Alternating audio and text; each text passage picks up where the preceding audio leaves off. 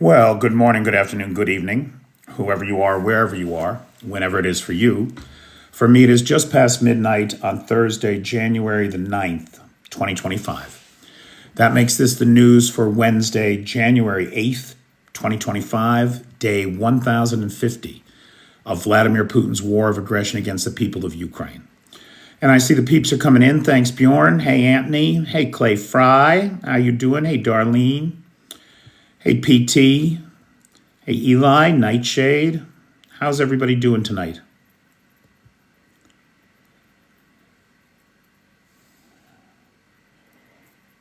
Sorry about last night. I'm fighting off this bug. Good afternoon, Yaulo. I'm fighting off this bug, and I just did not have... Last night about 10 o'clock, I just had to go to sleep. I had no choice. Hey, Tisno. Hey, Steve. Hey, Pamela, good evening. Hey, Fitzy. So, yeah, I'm sorry about last night's live, guys. I've just been a little bit under the weather. I feel much better, Mad Mike. I really do. But I am not quite 100%. Tonight is supposed to be, I didn't see Laurel come in. I didn't see Blue Ariel Silk come in. It is, or no, it's not Laurel. I'm sorry. It's Little Red Sunflower, who I also did not see come in. But it's supposed to be Little Red Sunflower's sponsorship night, but I'm moving her to tomorrow because tomorrow is supposed to be Ballerina, but tonight is Ballerina's birthday. Now, I didn't see Ballerina come in. His work schedule has changed, and I think he's watching the lives recorded. So he's not here to thank or to wish happy birthday to, but I would appreciate it if everybody would give him a happy birthday and it doesn't matter. The damn comments don't get recorded in these stupid things. He won't see it anyway. Well, anyway, they're all saying happy birthday and thanks, Ballerina, and for all of your support and everything. They're very complimentary. Hey, PH. Hey, G2. Does anyone know what planet Trump is on? He's in Trump world. He doesn't exist in the same reality that we exist in. And he does not give a shit. He is about to turn America into an empire. Thanks, Spirit of Ukraine. I am feeling better, but I'm just not quite 100%. You know what it's like. Okay, so let's take a look at a couple of things here. So last night, overnight, the drone attack was 64 UAVs sent at the territory of Ukraine. They were all eliminated but one, so 98.4% interception rate. Now,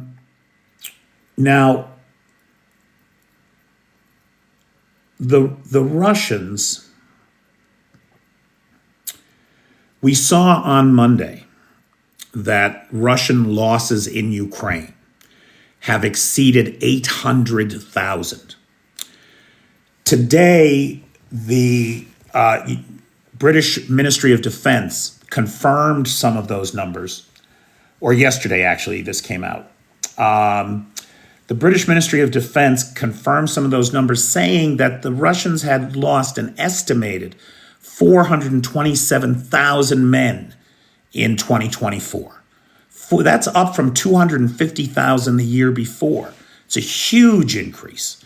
Not only that, their losses, their daily and monthly losses keep rising. For the last 5 months, every month has been a new record breaker, with December being the largest single month of Russian losses to date. 48,690 men, KIA or WIA, removed from the battlefield.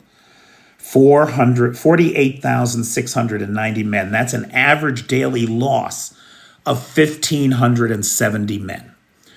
Now, look, by the best accounting, Russia is managing to get about 28,000 men a month into the army. That means they are no longer replacing those that were lost. The number of fighters on the battlefield is dropping. It's dropping. It's down now, right, from last month. That would mean that they were down about 17,000 in recruitment last month. The month before, about 16,000. Or no, I'm sorry, about 12,000. Another 10,000 the month before that. I mean, those deficits add up. And they are clearly adding up in Kursk. They've had to pull people from Donetsk now to go to Kursk. That's a big deal. And we want to keep our eyes open for more of that shit happening. Because, of course, at least two of the transports that the replacements from Donetsk to Kursk were intercepted. And we don't know how many Russians were lost in those interceptions. But you can guess that it's a substantial number. They hit the train in Lvov when it was in the station loaded with guys.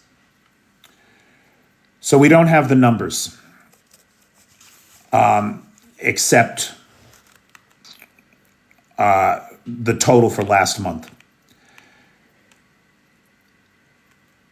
That makes all of this together, curiously enough. You know, the Ukrainians didn't talk about figures for the longest time. They never said how many people they had in the army. They never said how big the army was. They never said what the losses were. Now we've had Ukraine tell us that they've seen 43,000 men unalived in this 3 years. Take it with a pinch of salt. It's probably low. That's probably a low number. But this number is not being disputed. Ukraine now has the largest army in Europe with 980,000 active duty servicemen. And they are a force to be reckoned with. They are the only battle-hardened army in Europe. They are the only one with experience of large-scale campaigns on European soil. They are an asset that should not be ignored. And to support that asset, the West is holding on to $324 billion in frozen Russian money. Zelensky is courting Trump on this. Zelensky is a master at dealing with Trump. He really is. And he did something really smart. He said to Trump, hey, buddy, you got that $300 billion in frozen Russian assets. You don't want your taxpayers paying for our weapons. Why don't you just give me the $300 billion and I'll buy $300 billion worth of U.S. weapons? I mean, you want to appeal to Donald Trump. That is the way to do it. So you have to give the guy credit, right? Now, of course, the United States doesn't have all $300 billion. We have about $90 billion. Okay, fine. Let's give them the $90 billion and they'll buy $90 billion worth of weapons off us. And they'll get the job done without our interference.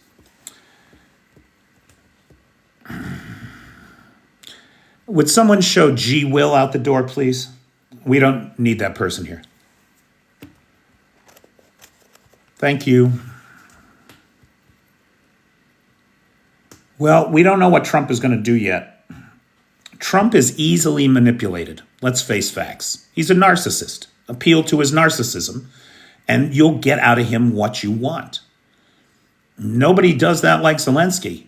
Zelensky's seen him nominated for a Nobel Prize and is just praising him on every channel he can get.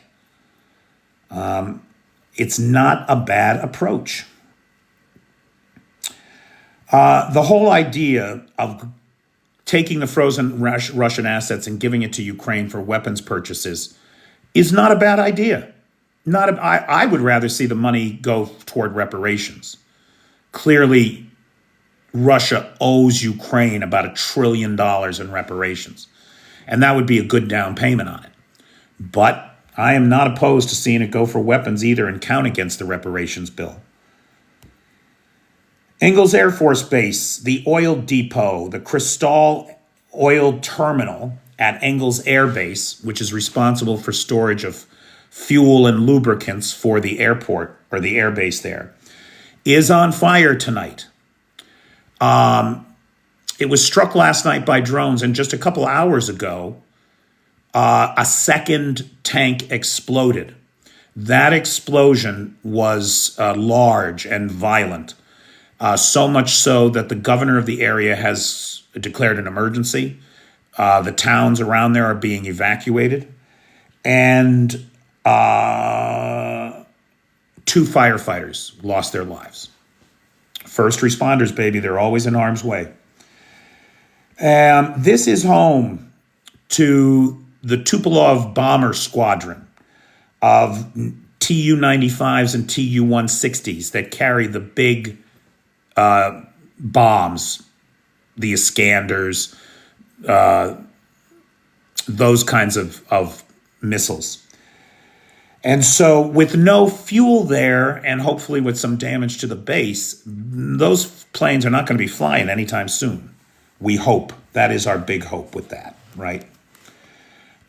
Keith Kellogg has rescheduled. So Keith Kellogg is Trump's man in Kyiv, if you will. He is supposed to be the point man for the peace talks. Not that there's going to be any peace talks.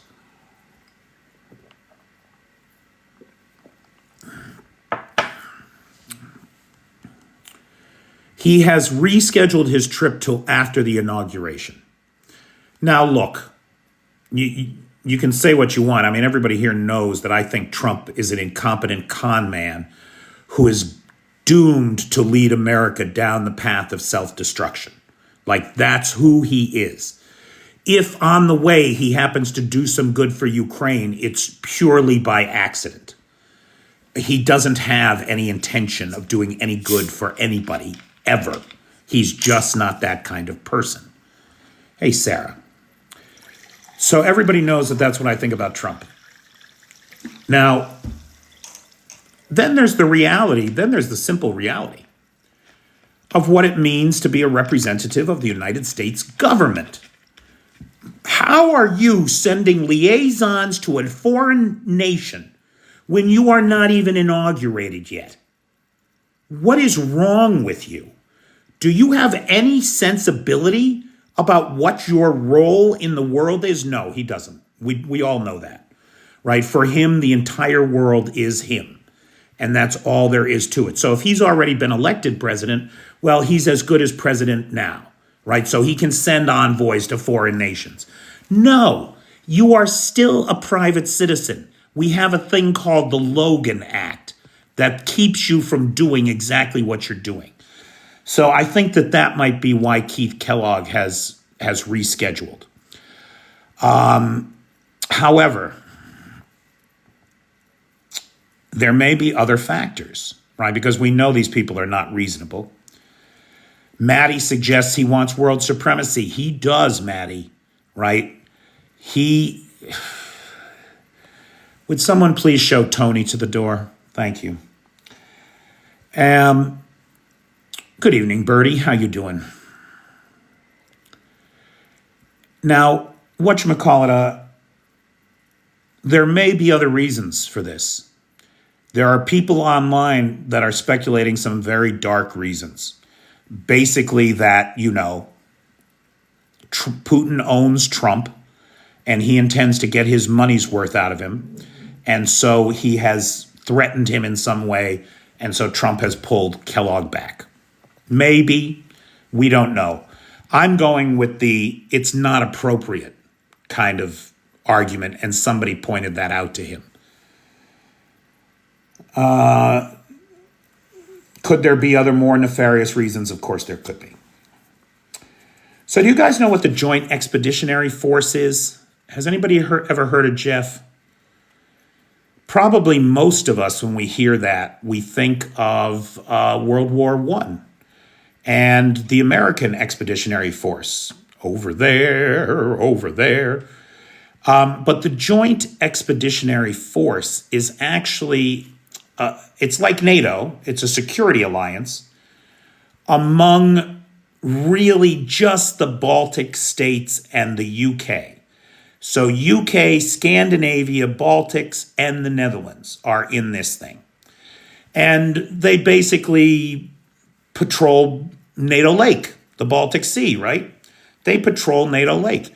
Well, right now there's shit. Look, Trump is not the Antichrist because he's been around for too long. The prophet in the book of Revelations is only supposed to be around for 7 years. And then the rule of the Antichrist is only 8 years. So he doesn't fit the timeline. He's been around too long. He's not the beast of the apocalypse. So please give me a fucking break. Read another book, would you please? I mean, the Bible's fine. I've read it. I've read more than one version of it, cover to cover. It's a book I'm familiar with. I prefer the versions that leave out that shitty chapter that John wrote on the island. Please. Syphilitic freak. All right, where are we? Okay, so the Joint Expeditionary Force is concerned about NATO Lake and what's happening there. And they put out a statement of concern. That statement reads, this is another example, meaning the cutting of the Estonia Link 2 cable. This is another example of maritime incidences causing direct economic and security implications for Finland and Estonia, highlighting the risks to vital energy and communications networks. Consequently, the JEF has reactivated elements of an agreed JEF response function. So, in other words, these guys have plans to patrol the Baltic Sea and keep it safe, and they are implementing those plans. So if you're a Russian Shadow Fleet boat with nefarious intent in NATO Lake, be careful. Laurel, is it your birthday? It's Blue Ariel Silk's birthday too. It's but Ballerina's birthday too. Happy birthday, guys. The statement went on to commend Finland and Estonia on their aggressive response to the situation with the Eagle S, right? Like, that's the thing, guys. Look, Russia's going to commit acts of sabotage against every civilized nation. Russia is going to do the dirtiest dirty deeds. There's nothing we can do to stop them. The point is that when they do them, we need to be there to catch them and hold them accountable. And that's exactly what Finland did that Sweden didn't, right? When the Yang Ping first did what it did and cut those cables in the Baltic Sea, we let them get away. It's not going to happen again. It's not going to happen again. The world is on, just like you'll never be able to hijack an American flight with box cutters again. That's never going to happen again. I think it's that the Russians are going to find it's very difficult to cut the rest of those cables under the Baltic Sea. They did find the lost anchor. That was the next thing I was going to mention, actually. They did find the lost anchor from the... Would someone show stem ball to the door, please? They did find the lost anchor, the Eagle S lost anchor. I did a video about it. Now, it's currently being sent to Finnish. It was recovered by the Swedes. The Swedes are sending it to Finnish forensics, so they'll get a chance to examine it. And obviously, what they're going to be examining it for are bits of cable still attached to it. You know, you can almost be sure that there's going to be some evidence on that anchor that it wrapped itself around some high-tension cables and ripped them apart. There's a reason that that anchor was cut, because there's the evidence. That's why. On the front line, things are tough, boy. Things are tough. Toretsk is under pressure. It looks like Toretsk is about to fall to the enemy. Not that there's anything left of Toretsk to claim, just a mountain of rubble and bodies. Kharkov, the Russians are claiming that they are in control of it. The Ukrainians beg to differ, saying that there's still fighting going on inside of the city. But Kharkov doesn't look like it's going to have much of a future anytime anytime soon. Now, we don't know, right? I have this stupid idea in my head that the Ukrainians are getting ready for a large-scale counteroffensive. Every expert says that I am wrong, right? And I'm probably wrong because Ukraine is outgunned and outmanned. But if I'm right, Toretsk and Kharkov are places to watch over the next couple weeks. Because to take those towns cost the enemy dearly. Dearly. Everybody there is going to be exhausted. The ranks are going to be thin. That may well be the place to hit them if you were going to counterattack. Now, we do have word of a counteroffensive in Kursk. However, after an initial kind of race to Berdin, that seems to have stopped. It seems that may have... Now, we don't know. There's radio silence on the Ukrainians' parts. They're not saying anything about what's happening. We had a small map adjustment from Deep State Maps today in favor of the Ukrainians. But it's awfully hard to tell whether or not this is over or whether it was a test and they've gotten as far as they thought they could. We just don't know what's happening there. But the forward momentum seems to have stopped. In Kherson, the drone safari continues. Yesterday, we saw a bus packed with citizens just going about their daily life, hit with a drone, killing 3 instantly, injuring another 15. We expect the death toll from that bus attack to rise. Today, the drones hit a civilian SUV packed with just a normal family. There were no survivors. Transnistria is all about the gas, baby. The people there are suffering, and Russia is holding their feet to the fire, blackmailing them to get out of them what they want before they give them any more gas.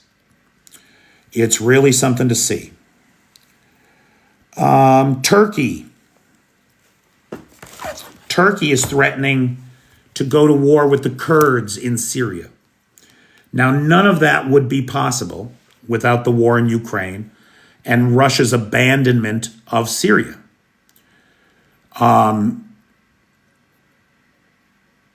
What we're seeing is the potential escalation of the war to new theaters, where Turkey is backing the current regime in Damascus and clearing out the autonomous governorate of the Kurdish forces.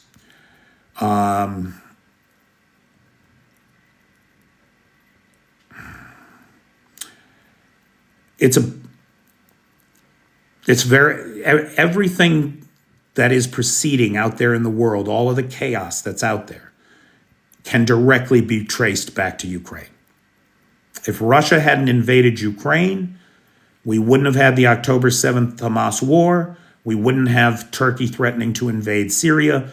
We would not have North Korean soldiery murdering Europeans on European soil if it weren't for Vladimir Putin and his empire building desires.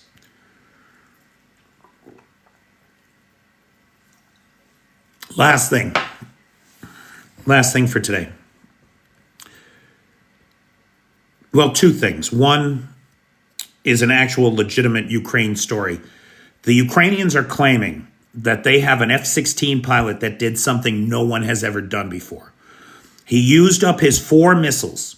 This was on December 13th. Remember back December 13th, we had that huge, the biggest missile and drone attack on the country in the history of the war. Over 90 missiles, over 200 UAVs came in. It was almost 300. It was like 287 aerial targets. This guy uses all 4 of his missiles on his F-16 to take out 4 cruise missiles. 100%. Beautiful. He's told to return to base to refuel and to rearm so he can get back up there again, do his job. And what happens next? He detects another missile, uses his cannon to target it, takes it out, only he didn't realize because they were flying stacked, right one on top of another. There were 2 missiles there, and he got both of them. Amazing. Just absolutely amazing. The Americans apparently could not believe it and are absolutely astonished that anybody pulled that off. Weibo, the identity of the pilot has not been revealed. And none of what I have read has indicated that that person was female. But there's no reason that it couldn't have been. No reason at all. Not a U.S. trained pilot. This pilot was trained in the UK. I wish I could take credit for that, but we can't.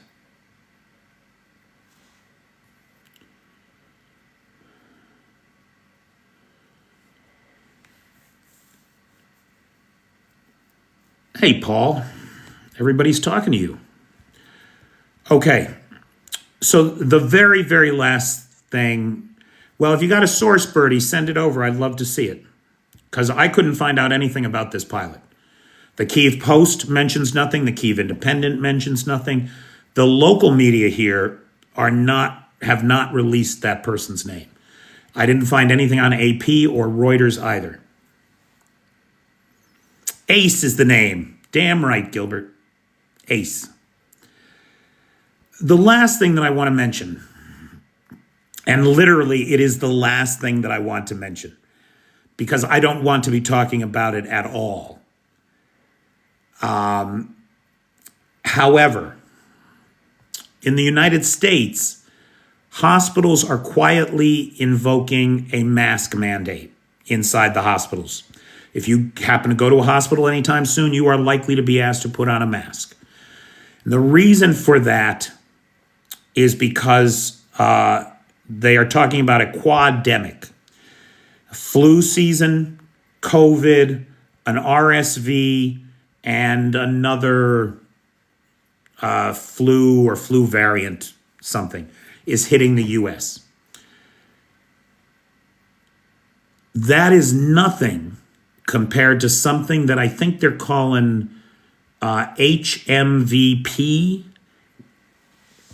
Norovirus, Ellie, thank you. But in China right now, there is potentially another pandemic brewing. It's not the bird flu. It's a new virus. It's a novel coronavirus. So on top of bird flu, the flu, COVID, RSV, now we got this thing coming out. There's a new novel virus coming out of China. HMVP, I think, is what they're calling it, something like that. And the pictures coming out of China are not good. Not good. So nobody knows what's going to happen. But of course, Trump is coming back in, so there's a pandemic on the way. Fauci's retired. He's going to sit this one out, man. And I don't blame him one bit.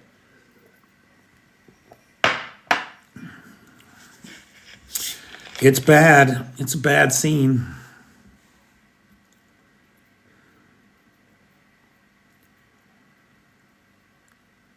You know, I just read an article about,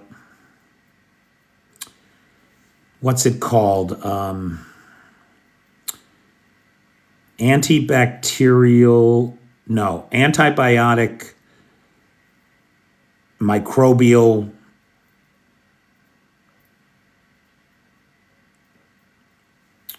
resistance, AMR, antibiotic microbial resistance, AMR. Do you have any idea where the crucible is for creating antibiotic resistant bacteria? Wars. Wars are what create it. Because you got all these guys running around with all these wounds that are open to any opportunistic infection, and you got to hit them with broad spectrum antibiotics. And so eventually, the bacteria become resistant to them.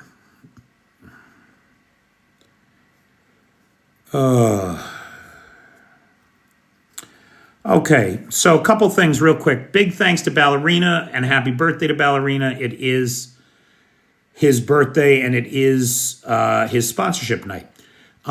Big thanks to the moderator team, best moderators on the Tickety Talk, Cheyenne, Vanetta, PTJ, and Travis.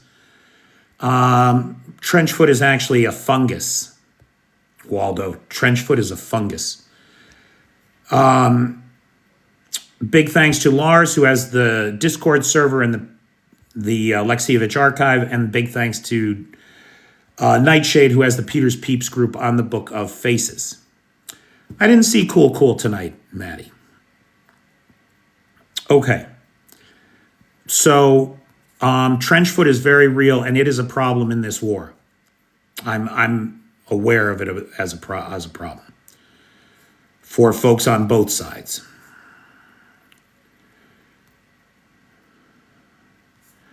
Okay, now I know that there were some real questions in the chat, but sometimes the chat moves very fast, and I'm sorry they've gone by. So if you had a question, would you please chat it back in?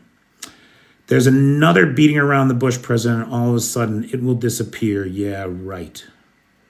I don't know what any of that means, but I don't like the tone of it.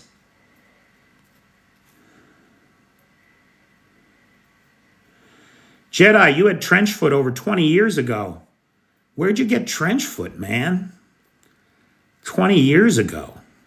Were you in the Philippines? I'm feeling a little better, thanks. David, there was no live last night. I've been a little bit under the weather, and last night I just couldn't do it. Right now outside, Mel, it's not 40. What is that? That's like 5. It's like 5 Celsius. It's probably maybe 3, 2 or... Well, here, I can tell you. I can look it up.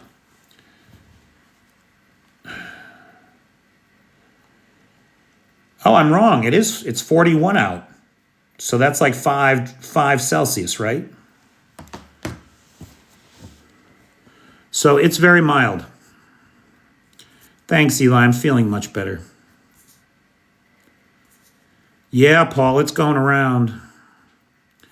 The mirages are supposed to be coming. They're supposed to be here pretty soon. You got trench foot in Kentucky? What, were you a meth addict that couldn't stop duck hunting? Like, that's all I can think of. Mirages are coming. The French have ponied up 12 Mirage jets. They are on the way. Supposed to be here by the end of the month, I think, or some of them at least. How you feeling, Paul? You any better? It is that time of year. Thanks, Nightshade. That's very important right now. You know, inflation has not been that bad in Ukraine, especially for me, because the dollar has been strong, and that has offset some of the inflationary pressure in Ukraine for me. However, heat and electric costs are through the roof thanks to the Russians. Everybody is talking about it. My electric bill is 4 times what it was in August. And it's with the electric heater, it's going to be more. There's just no 2 ways about it. So if anybody can join the Patreon and kick me $5 or $10 a month, I sure would appreciate it. Do you think the U.S. would sell older warships to Ukraine down the line? I mean, that's an interesting question. I think, though, we have to question whether or not warships which are essentially just big targets out in the ocean, are really what the future of warfare looks like. And if that's a way to go, Aiden. I don't know that it is. I don't know that it's not. The fact is, I don't know. And it will be interesting to see how this war affects the evolution of modern weaponry, because it's going to affect it. Ooh, it's chilly in the UK, huh? Oh, Fort Knox. Fort Knox, really? Wow, okay, right on. Whatever happened to the orcs having a cure for cancer? Oh, it's not a cure, it's a vaccine.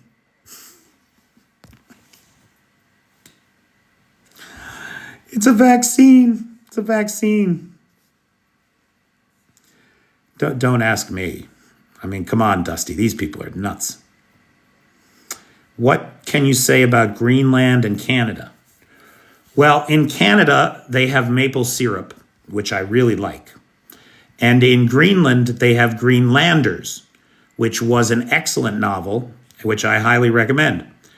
In terms of what Trump is saying, he's a maniac. That we're going to go to war with Denmark to take over Greenland. We're now what? An empire? Dun, dun, dun, dun, dun, dun, dun, dun, dun. You know, that son of a bitch, Tangerine Palpatine, he watched the Star Wars and thought it was a how-to manual. It's insanity. The British will be getting rid of our new government soon. Oh, well.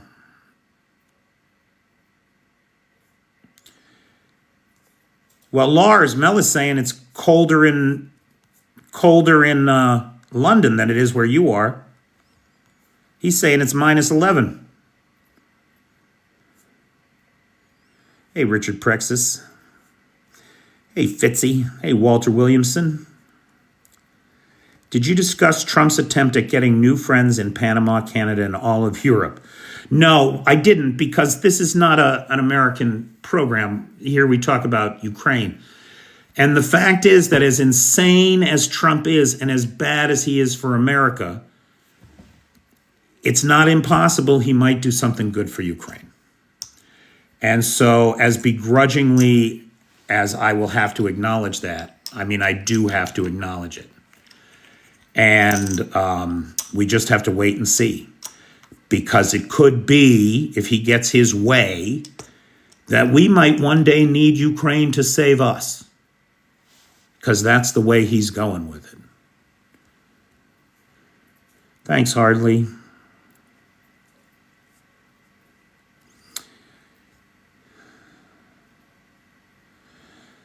Paul Smith, 200 F-16 pilots in school? I didn't think there was anywhere near that many, because they're never going to get 100 planes. I mean, to date, they've been promised 88, I think, and only 12 have been delivered.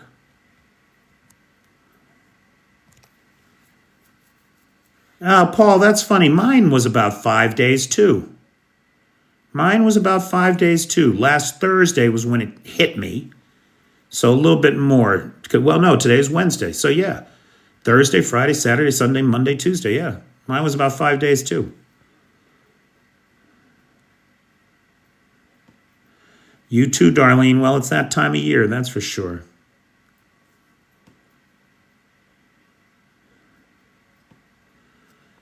Big Stevie is in the Scotland Highlands, 10 in Canada.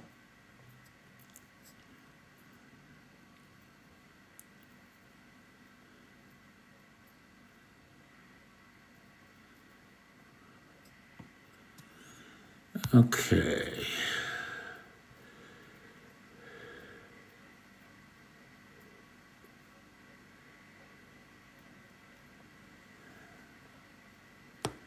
Okay, you I've had enough of.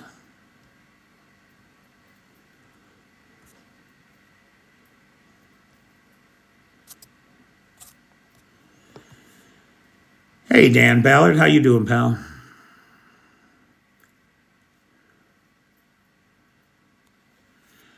Trump was one of the first to send weapons, anti-tank weapons, to Ukraine. But it's important to recognize that that was very early in the Trump presidency. And he just did what his advisors told him to do. It is worth pointing out that he then later used the offer of those weapons that Congress had approved, right? Remember, Congress passed the funding, and then he just signed it into law. He then used that as a weapon to try to blackmail Ukraine to do his dirty work. So please, he's never done anything for Ukraine that wasn't done specifically to benefit himself.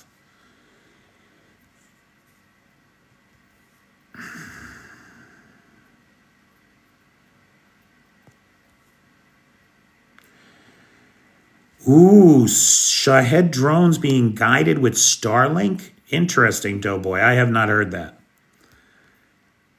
It's certainly not impossible, right? We know the Russians have Starlink. We know that Musk is their puppet who will not do anything to stop it, even though he easily could. So, don't know. I have not heard that. Ukraine had shown one down and discovered a Starlink connection. Can you believe that?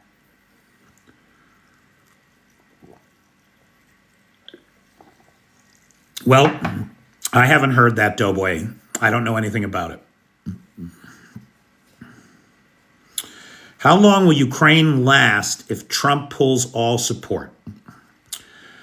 Well, according to the Presidential Budget Office, Ukraine has everything it needs to keep it going through 2025, through the year.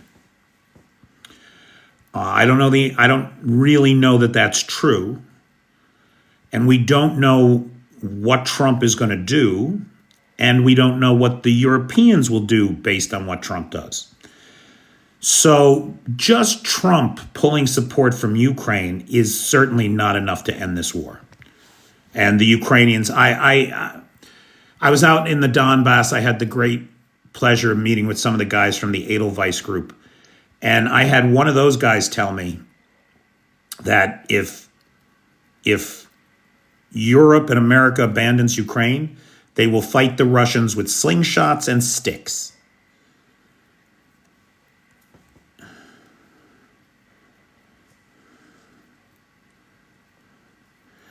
North Korea ain't worth shit. Walter, I can't even imagine. Walter writes, there is no cold like the cold in a winter trench. I cannot even imagine. I spent 3 days in the Donbass, and I was so cold, I thought I would never be warm again.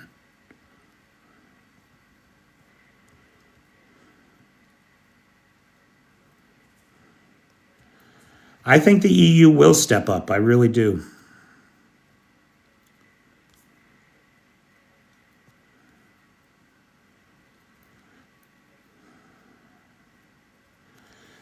I was told it will end in 24 hours. Oh, you're being funny, CyberDoc. Yeah. Yeah, sure. 24 hours. No problem.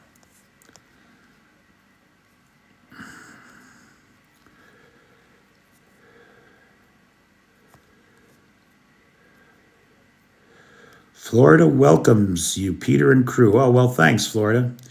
Is it NATO will stand with Denmark and Canada if something happens? Yeah, why wouldn't they?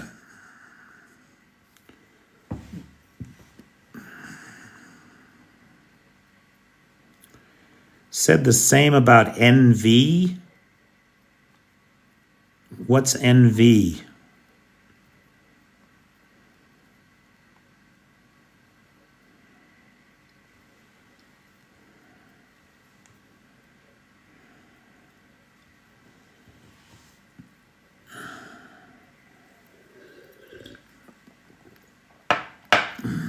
Oh, North Vietnam. You can't, there's nothing about this conflict and the North Vietnamese one that you can compare.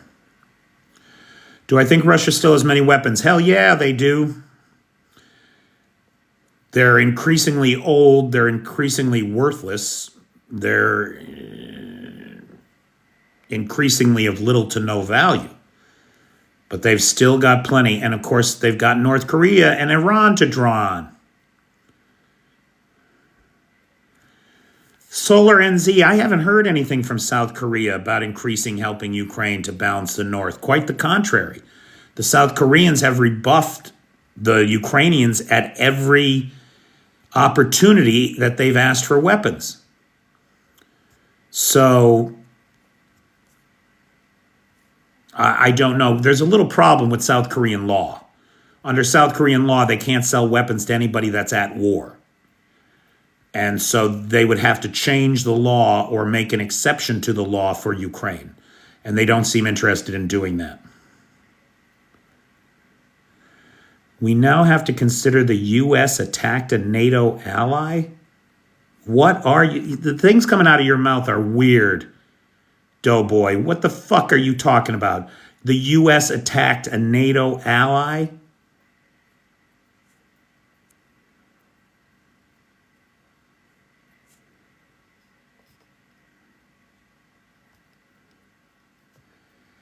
Have to respectfully disagree with what happens on Ukraine if America stops all. Yeah, but Leo, it's not like they've used up everything we've sent them. And if we stop it today, they don't have warehouses full of this shit.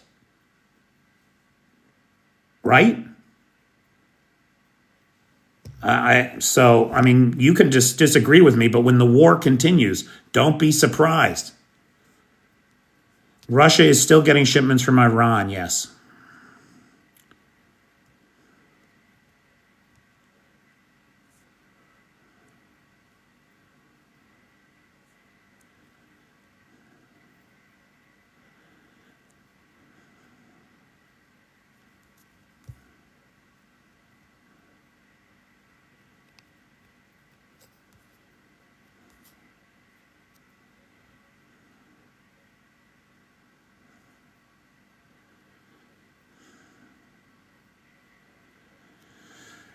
Yeah, then of course the problem with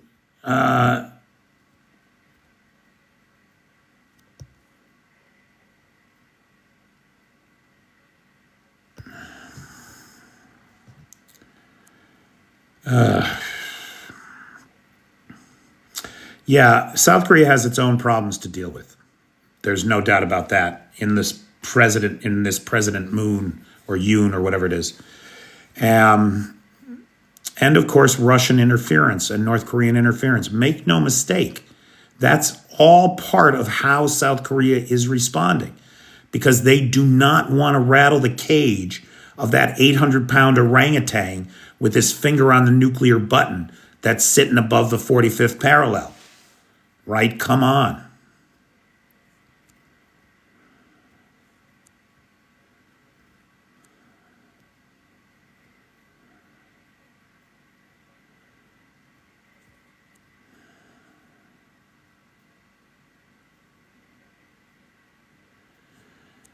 I don't think that any nuclear weapons are going to be used here, no. You think Trump blackmailed Trudeau? Maybe. I mean, I think Trudeau had a good run.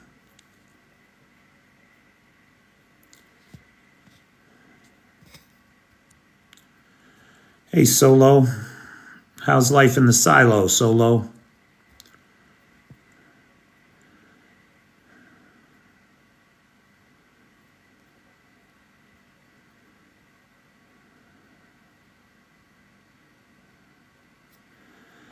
They sure are.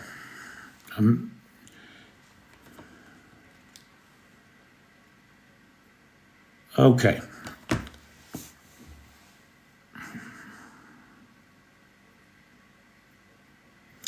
It looks like Brexit is coming to an end. It looks like re-entry, or I don't know, what are you going to call it? Re-entry.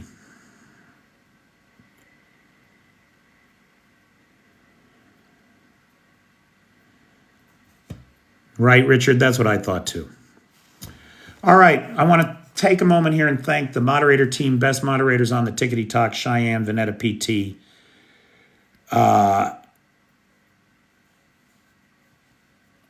PTJ and Travis. I want to thank Lars, who has the Discord server in the Alexievich archive, and Nightshade, who has the Peter's Peeps group on the Book of Faces. Big thanks to Ballerina, whose birthday it is. Happy birthday, Ballerina.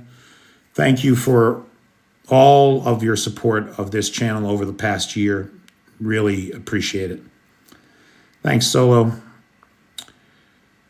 Thanks, V. It is the cold and flu season. Wash your hands. Just try to stay away from people.